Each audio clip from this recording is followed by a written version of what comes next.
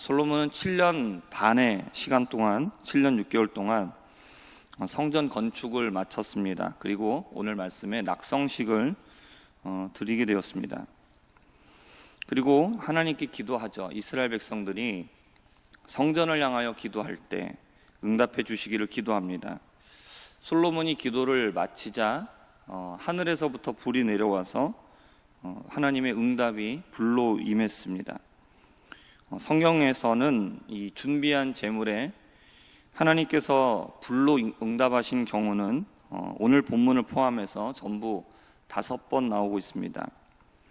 시간 순서대로 하면 레위기 9장에서 아론이 첫 번째 제사를 드릴 때 그때 불이 여호와 앞에서 나와서 제물을 번제물을 삼켰다라고 말하고, 사사 기드온이 여호와의 사자를 만났을 때에 돌 위에 제물을 드렸는데 그때 지팡이로 그 끝을 대니까 불이 나와서 제물을 태웠습니다.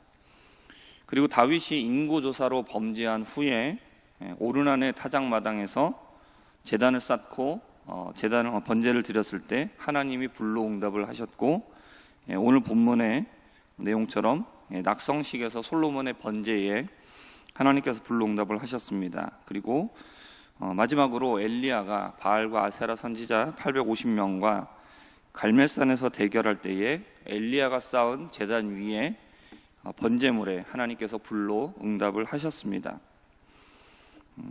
번제는 불로 태워서 드리는 제사인데 이것을 사람이 불을 붙이는 것이 아니라 하나님께서 직접 불을 내려주셨다라는 것은, 이것은 하나님의 확실한 응답을 보여주는 것이고, 그리고 하나님께서 이 제사를 매우 기쁘게 받으셨다라는 확실한 표시가 됩니다.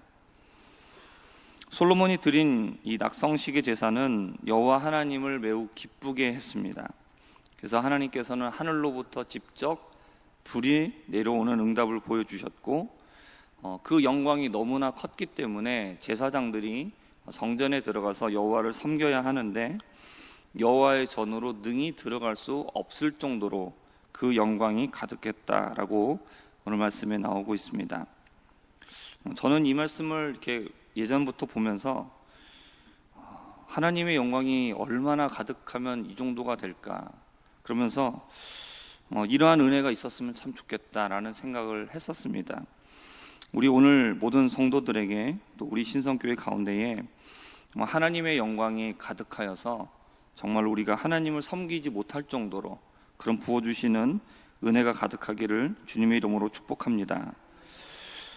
솔로몬과 이스라엘 백성들은 하나님께 성전을 건축해 드리고, 그리고 하나님을 모시는 것을 너무나 즐거워했습니다. 그리고 마침내 그 일을 이루게 됩니다. 이들의 이러한 모습은 성전이 된 우리가 우리 마음의 중심에 하나님을 모시고 사는 것을 너무나 즐거워하고, 그리고 주님을 모시기에 부족함이 없는 그런 모습이 되어야 하는 것을 우리에게 잘 보여주고 있습니다.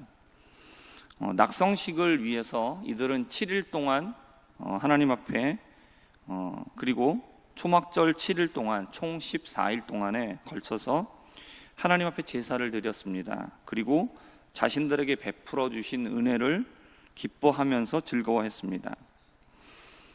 지금 우리가 하나님의 성전입니다. 고린도전서 3장 16절에서 말씀하고 있습니다. 너희는 너희가 하나님의 성전인 것과 하나님의 성령이 너희 안에 계시는 것을 알지 못하느냐라고 말씀을 하고 있습니다. 그러니까 예수님을 자신의 구세주로 모신 모든 사람은 하나님의 성전이 되었다라고 선언을 했습니다. 그러면 이제는 성전이니까 다 되었다라는 것이 아니라는 거죠. 어떤 성전이 되느냐라는 겁니다.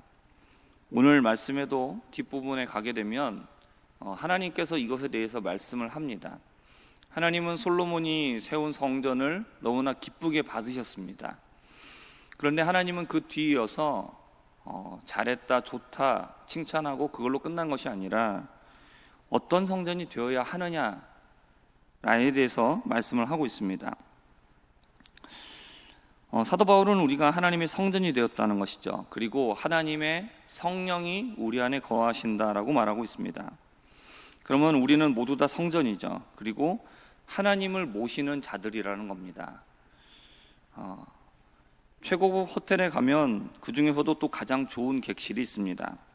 그러면 호텔에서는 그 객실을 이용할 손님을 위해서 엄청나게 준비를 합니다. 그러면 성전이 된 우리는, 우리가 모셔야 될 분은 누굽니까? 그런 최고급 호텔에 가장 좋은 방에 모시는 세상에서 가장 귀한 손님, 그런 사람이라 할지라도 비교할 수 없는 온 우주에서 가장 높으신 하나님을 우리는 성전 가운데, 우리 가운데 모신다라는 겁니다. 솔로몬은 하나님을 모시기 위해서 할 수 있는 최고의 것으로 준비를 했습니다.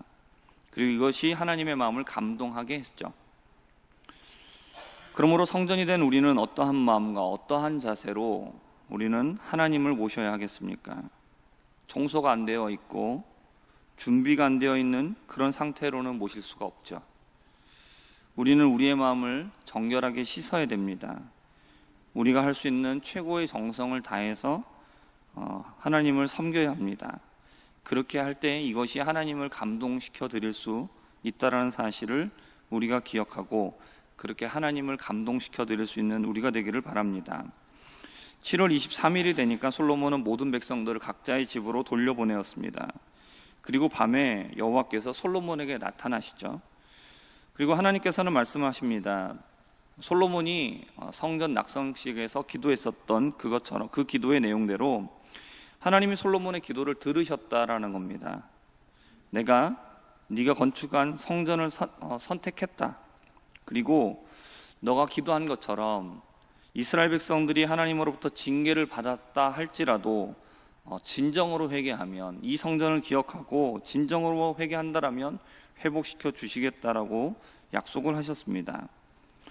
유명한 말씀이 오늘 14절 가운데 나오고 있습니다. 내 이름으로 일컫는 내 백성이 그들의 악한 길에 헛떠나 스스로 낮추고 기도하여 내 얼굴을 찾으면 내가 하늘에서 듣고 그들의 죄를 사하고 그들의 땅을 고칠지라 라고 말씀을 합니다. 하나님께서는 당신의 백성이 악한 길로 갔다 할지라도 그 길을 떠나고, 이것이 회개죠. 자신을 낮추고 기도하면, 하나님의 도우심을 구하면 하나님께서 기도를 들어주시겠다, 너 그들의 죄를 사해 주시겠다, 땅을 고쳐주시겠다, 회복해 주시겠다라고 약속하십니다. 그 이유는 하나님께서 하나님의 이름을 영원히 있게 하시겠다라고 마음에 결정하셨기 때문입니다. 하지만 하나님의 이 영원히 함께 하시는 것은 무조건적으로 이루어지는 것은 아니라는 것이죠. 조건이 있습니다. 성전을 하나님은 기쁘게 받으셨습니다. 그러나 하나님께서는 어떠한 성전이 되어야 할 것인가에 대해서 말씀을 하셨습니다. 그것은 무엇이냐면 하나님께서 명령하신 명령에 순종하느냐라는 것이죠. 그렇게 순종하면 내가 다윗에게 약속한 것처럼 너의 왕위를 영원히 있게 해주시겠다. 결국 그 얘기는 뭐냐? 이스라엘 백성들에게 주신 그 복을 영원히 함께 하시겠다. 이 성전에 계속해서 내가 함께하며 너희들에게 복을 주겠다라는 약속입니다.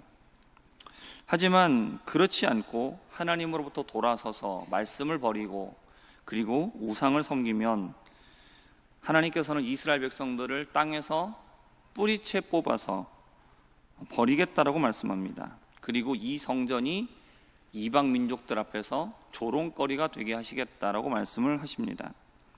안 믿는 사람들이 그 모습을 지켜보면서 이게 어떻게 된 일이냐, 이렇게 화려하고 이 거대한 성전이 어쩌다가 이렇게 초라한 모습이 되었느냐라고 사람들이 물어보면 사람들의 대답은 무엇이냐?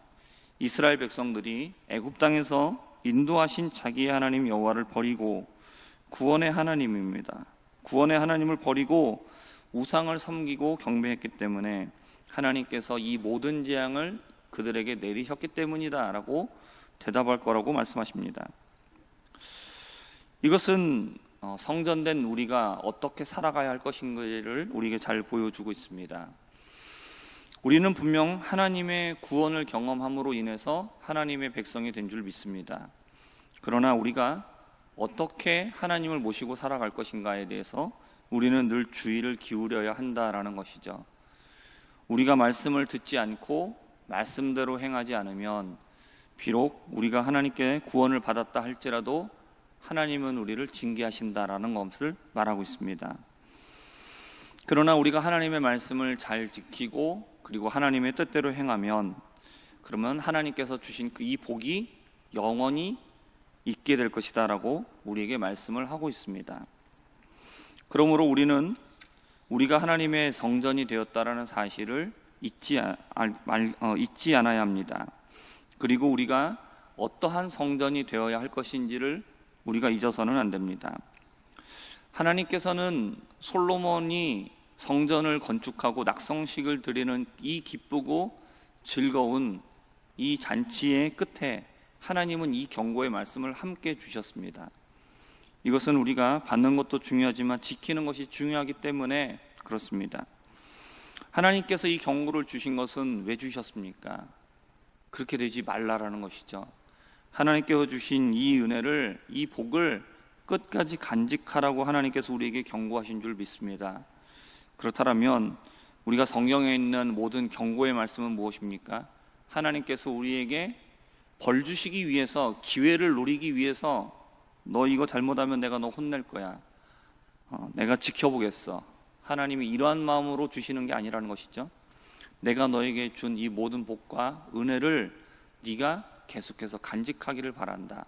네가 이 은혜를 계속해서 누릴 수 있게 되기를 원한다 라는 그러한 아버지의 마음으로 우리에게 이 말씀을 주신 줄 믿습니다. 바라기는 우리가 하나님의 구원의 은혜를 받았다라는 것은 굉장한 은혜입니다. 왜냐하면 세상의 모든 사람들이 다 받은 것도 아니고 그리고 원한다고 해서 받을 수 있는 것도 아니고 하나님께서 택하신 자들에게 주시는 은혜이기 때문입니다. 그러나 우리가 구원을 받았다고 그걸로 끝이 아니라 우리가 어떠한 성전이 되어야 할 것인지를 늘 기억하면서 오늘의 이 말씀을 기억하고 하나님께서 우리에게 주시는 말씀에 따라 순종하며 우리에게 주신 복을 누리며 그리고 하나님을 기쁘시게 하며 영광 돌리며 살아가는 우리가 되기를 주님의 이름으로 부탁드립니다. 기도하겠습니다. 하나님 아버지, 하나님을 사랑하는 자들에게, 하나님을 간절히 찾는 자들에게 하나님께서 만나주시고 은혜를 주신다라는 사실을 오늘 우리가 말씀을 통하여서 우리가 잘 살펴보았습니다. 하나님, 우리가 마음과 정성을 다하여 하나님을 모시기를 힘쓰었던 이 솔로몬과 같이 우리도 우리의 평생에 정말 하나님을 모시며 그렇게 살기를 소망하고 그렇게 늘 힘쓰며 살아갈 수 있는 자들 되게 하여 주시옵소서.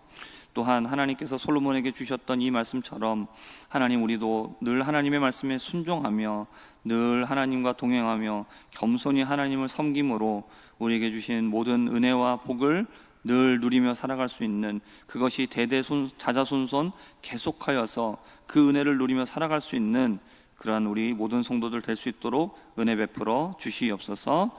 예수님의 이름으로 기도합니다. 아멘.